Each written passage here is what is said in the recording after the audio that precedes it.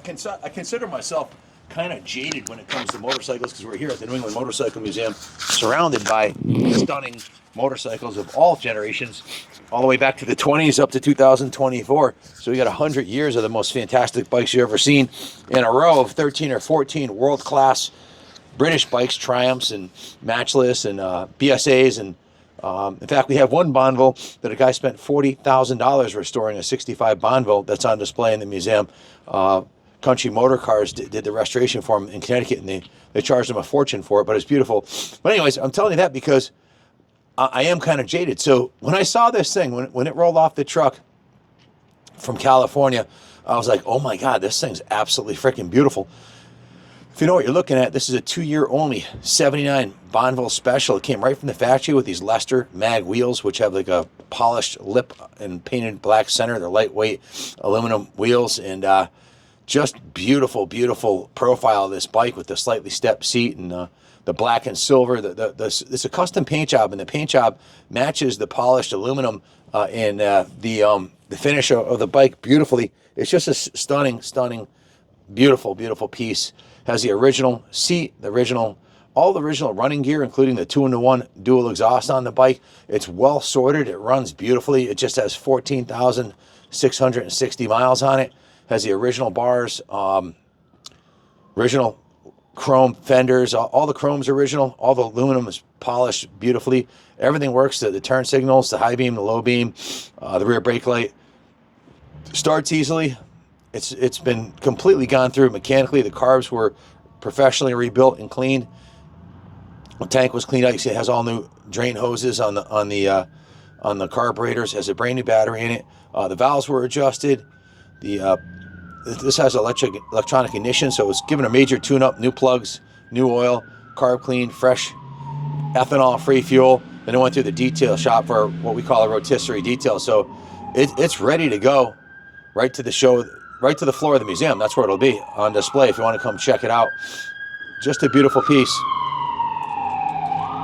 And I believe this is probably the most beautiful Bonneville we've ever had through the shop. Definitely the most beautiful late model Bonneville. The only one that lights my fire maybe a little bit more is the and I'm not even so sure, but the Silver Jubilee, which is kind of like a little bit of a more of a flamboyant bike. This is badass.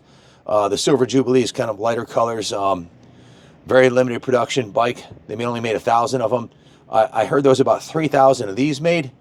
So very, very rare piece from 1979, making the bike, 45 years old, soon to be 50 years old. And it's an absolute freaking diamond. The fit and the paint on the frame is in beautiful condition. The center stand, there's no evidence of the bike being dropped anywhere. There's no scratches on any of the components on the side of the bike. The pegs are in beautiful shape. The kicker looks to be brand new. The gaskets on the engine are nice and fresh. It's not leaking oil anywhere. Carbs are rebuilt. The brakes work beautifully. The brakes are brand new. The front brake pads are brand new. Brakes have been serviced. You can see the fork lowers were polished. The aluminum rims were polished. Just a stunning piece. You'd be hard-pressed to find a nicer one. That's for damn sure. If you come around this side here, same thing here. The bike's in absolutely spectacular condition. No evidence of it being dropped on this side anywhere. The cases, the pipes, everything's beautiful. Chain and sprockets are in excellent condition. The rear tire is new with 99% tread. The front tire is new, still has the nubs on it. 99% tread. Still has the hairy little nubs on there. So obviously a well-sorted, well-cared-for Bonnie that is ready for another 45 years. It runs and rides as good as it did brand new. So if you've been looking for a classic, badass, look at the profile of this thing from this side right here.